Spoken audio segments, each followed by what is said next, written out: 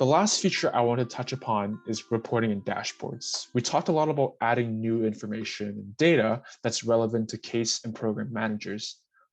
What's equally important is to be able to summarize this information into insights that these managers can leverage.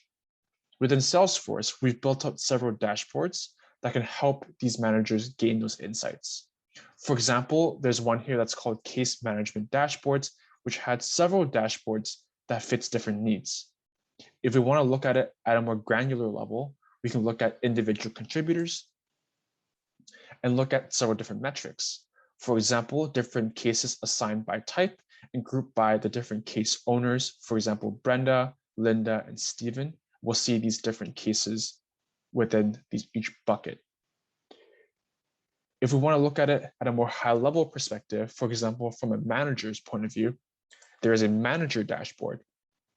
Here we can look at things like closed intake results over the past 6 months, and the various different cases grouped by the types, for example, fundraising or online community support, housing emergency, and etc.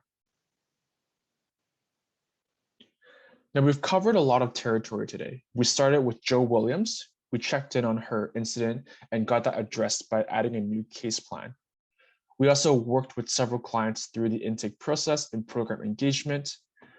And then finally, we spent some time looking at reporting and dashboards to help drive a better understanding of how we're doing from a metrics perspective. Finally, we use Salesforce to better understand not only Simone's clients, but work collaboratively with our fellow staff to ensure we're making the needed updates on services received and know precisely what next steps to take.